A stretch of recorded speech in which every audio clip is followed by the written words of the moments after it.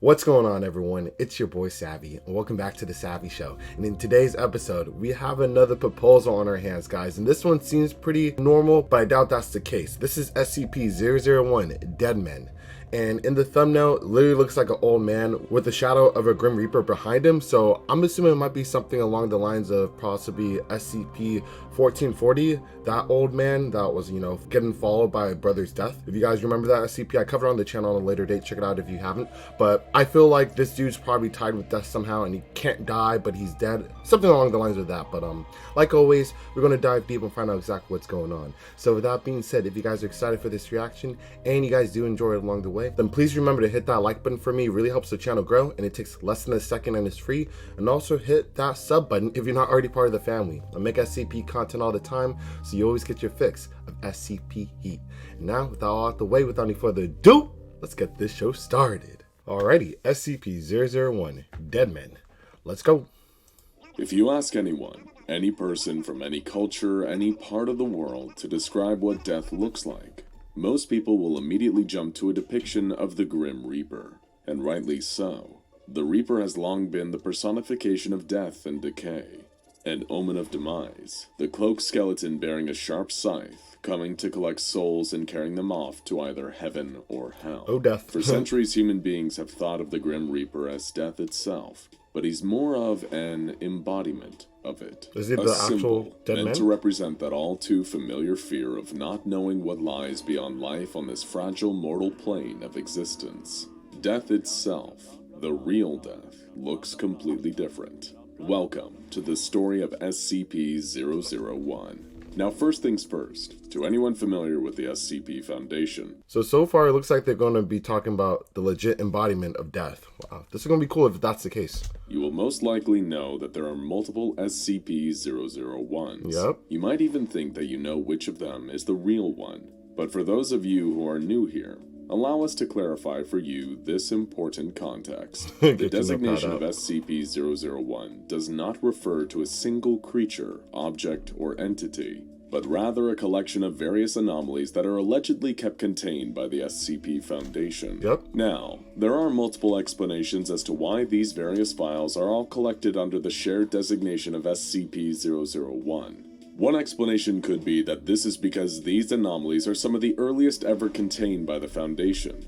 By this rationale, all the SCP-001 share the same designation because they were first encountered before the SCP Foundation established the numbering system that it currently uses. That would make sense. However, there also exists a theory that this is nothing more than intentional misdirection. If we choose to believe this explanation, then it could mean that the many different SCP-001s are a devious ploy by the Foundation themselves, in the interest of maintaining secrecy and security. And it doesn't really help the case for this to be believable because all the 001s, most of them are all very unique or powerful in their own right compared to just like regular SCPs. So yeah, it's kind of hard to believe that if you're really looking into it. Having many files sharing the name SCP-001 could be the Foundation's way of keeping the nature of the true first SCP a closely guarded secret. It seems plausible that the multiple SCP-001 files could be an attempt by the Foundation to conceal information.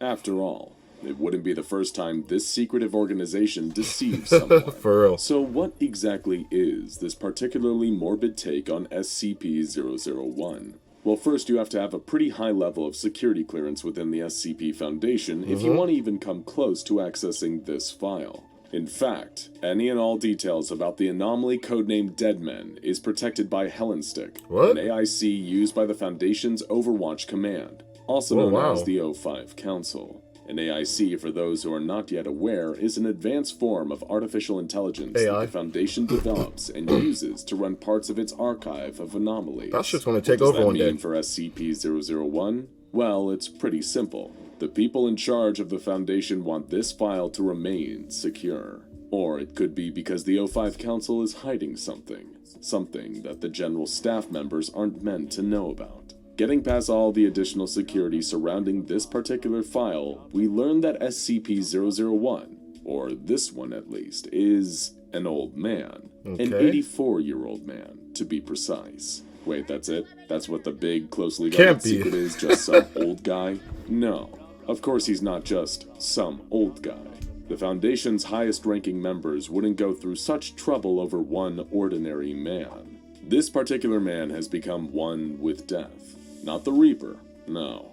Death itself. What? The very concept of death has been merged with this individual. A lot more interesting than just a normal old man, right? To be clear, this man is not an incarnation or embodiment of death. How is he merged with that? Instead, he has become a vessel for the process of making something that was once alive not. So this old man, SCP-001, can control life and death? Not quite. The old man's body is more like a way that death itself can be influenced. It may help to picture it like this. Imagine SCP-001 as a television remote control for death. Except instead of pressing buttons like you would on a remote, you have to remove or alter parts of the old man's body. And in doing so, you can manipulate the process of death, albeit only to a limited extent. That doesn't make any sense. Well, like, eliminate how death works because you're manipulating the old man? Or is it like manipulating the person that he's trying to, like, kill? That part is pretty confusing. You can't, for example, permanently stop death from existing or occurring, stopping everyone around the world from dying. How can you manipulate it That's then? not quite how SCP-001 works. Here, let's give you an example. Or what will happen when you manipulate it? Like, the concept of death will change because you manipulated the old man? SCP-001 had his tongue removed as well as had sustained damage to his eardrums before he was contained by the Foundation. Dang, why? So as a result of those alterations to his body, there are fewer deals with death events in the modern era. What? You see what we mean now? Changing SCP-001 changes how death functions, but doesn't necessarily stop it from happening. Then how is there less graves? You guys are implying that less people died, but you just said it doesn't stop death from happening, but it manipulates death in a way where death is still not happening? What are you talking about? So in essence, although there are parameters, SCP-001 is the Foundation's way of controlling death itself. How did they decide to go about doing this? Well, once we tell you, you will understand why the O5 Council wanted to keep information about SCP-001 such a secret. After performing a series of complex brain surgeries and various other procedures on the old man, the Overwatch Command intentionally engineered him to be unable to perceive certain people. Who were those people? You guessed it. The O5 Council themselves. So they can never die. Making SCP-001 unable to recognize the faces of any O5 Council members means that death is unable to see or perceive the Council members either. All those pieces fit together to form a particularly unsettling jigsaw puzzle. By tampering with SCP-001, the O5 Council have made themselves effectively immortal. They cannot die, nor will they age or decay like normal mortal human beings. Wow. Death still occurs, of course. Other beings can die. But the council members are exempt from that fundamental law of nature. Oh, so they're saying death could still happen, but not to the specific person that, was within the manipulation. Okay. The Foundation believes that SCP-001 was initially created by an occult group known as the Eternal Circle. Thanks to records recovered from the Circle's London headquarters, the SCP Foundation now knows that they were the ones responsible for merging the old man with the concept of death. Jeez. When their personnel first recovered SCP-001, I feel sorry for the old old man was frail, in a poor physical condition, and barely responded to any external stimuli. Research staff believe he must have suffered severe trauma at the hands of the Eternal Circle, evidenced by the circular symbols that had been carved into his back. Oh, and also the fact that his body parts had all been modified. Jeez. Contained within the file for this SCP-001 is a letter directly from the O5 Council themselves, explaining their reasons for using the old man to become immortal. They justify their actions by claiming that they have a wealth of experience in containing anomalies and keeping the SCP Foundation running. Oh, yeah? This is, to them, a perfectly valid reason to make themselves exempt from death, rather than aging, retiring, and dying, to later be replaced by new members on the Overwatch Council. They claim that their immortality is not for their own self-benefit, of course, but for the good of the Foundation as an organization, and, by extension, the world as a whole. The same thing. The Council also promised that the same death-exempt status would later be extended to other vital members of personnel. However, according to the Hellenistic AIC guarding the file, no personnel have been considered for death-exempt status in the future. Yeah, they're just saying that so you guys don't get all pissed off about it, Honestly. The O5 Council were lying and intended to keep their get-out-of-death-free card to themselves. I would do the same. It wasn't long before the Foundation's very own ethics committee learned about what the Council was up to. And naturally, they had some concerns. According to a report issued by Committee Chairman Odongo Tejani, the way the O5 Council were using SCP-001 to prolong their own lives was immoral and inhumane, even by their own strange standards. By using this poor, frail old man for their own gain, the Council had warped the natural way death should work, and threatened to anomalously unbalance the very laws of nature. The Ethics Committee had no other choice but to dispatch its own mobile task force, known as Omega-1 or the Law's Left Hand, to rectify the situation.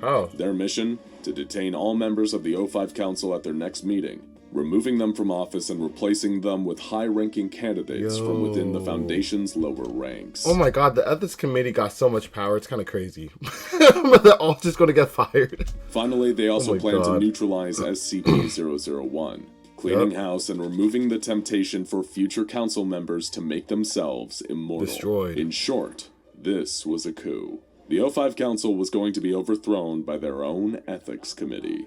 Of course, the council was more than prepared for this. They also had their very own mobile task force on hand to defend them against the plot. Alpha 1, also known under the codename Red Right Hand, the legendary lackeys of the O5 Council, clashed with the Law's Left Hand. It is believed that the shadowy administrator of the SCP Foundation also had his own personal task force. Possibly Raish 1, also called the Seat of Consciousness, enter the fray. Never heard that one. In other words, we were looking at an absolutely insane three-way Foundation Civil War bloodbath. How exciting. That's crazy. Security footage showed these three groups engaged in a firefight within Site-01, using Foundation training and tactics against each other in what would probably be the most epic battle of all of their lives. It was absolute chaos, the air thick with screams and gun smoke. Cameras also picked up a group of men and women lying all around Site-01, many wounded but still alive. Impressive, given how many of them had taken gunshots right to their heads. That's right. These were presumed to be the members of the O5 Council, still unable to die despite being shot. It is unclear which of the MTFs were responsible for this. They should try to fix the old man before destroying it, because they messed up with his brain so they can't perceive the O5 Council. Maybe there's a way to rewrite that so they could actually perceive the O5 Council members and they could actually die, I'm sure they could do something. The Ethics Committee had only intended Law's Left Hand to secure the council members. It could well be that they were caught in the crossfire that occurred as the Law's Left Hand and Red Right Hand teams they're immortal, so they'll unless, come of back. course, the Administrator's task force were the ones who had stepped in and shot the O5 Council. Through all the chaos that had unfurled, SCP-001 was still in his cell, and he wasn't alone. An unknown figure had somehow gained access and conversed with SCP-001. The man went on to tell SCP-001 that the Foundation was wrong to tamper with the nature of death, and recounted a story. He said that he had once filed paperwork regarding anomalies for an unknown organization, but couldn't live with the horror of what his job entailed. So the man sold these files to a group of 13 individuals, the O5 Council. They then went on to form a full organization, the SCP Foundation as we know it. The man then stated that he was disgusted with how the Foundation had used SCP-001, how the council members had engineered the frail old man to make themselves immortal. He had hoped that they would be a force for good, keeping any necessary evil to a minimum. The unknown figure told SCP-001 that the conflict between the Council and the Ethics Committee had happened many times before, with many other versions of the old man. Earlier, SCP-001's previously merged with the concept of death. He then helped SCP-001 identify the members of the Council, ending their immortality, promising the weak, tired old man that he'd finally be able to rest. The unknown mystery man claimed that he would always be in power. I wish they explained how they took away the immortality, from the O5 Council members. O5 Council would always bring him back. After all, he was their figurehead, their leader, the SCP Foundation Administrator himself. In the end, the Administrator himself chose to let himself perish too, perhaps in shame of what his organization had become. Or did he?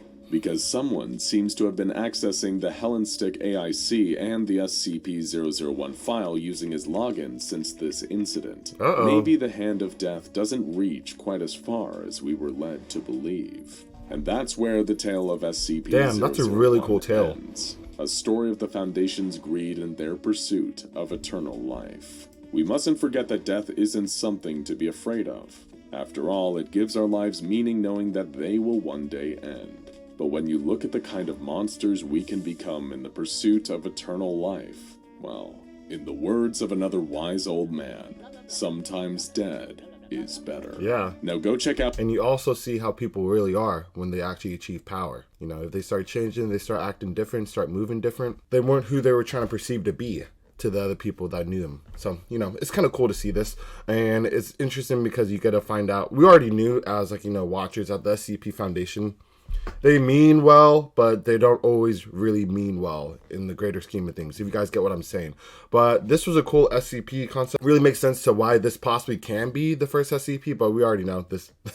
These aren't. So, yo, it's so dope, though. If you guys enjoyed the reaction, please remember by smashing that like button. Also, smash the sub button and hit that bell so you can stay plugged for each and every upload. And also, let me know what you guys thought about this SCP and how you guys think they took away the immortality from the O5 council members. Did they, like, manipulate with the old man again, or did they find a way to neutralize the powers itself? Or taking away death from the old man? Who knows? Let me know what you think in the comment section below, though. So, that being said, unfortunately, that ends today's episode. However, I'll catch you guys on the next one.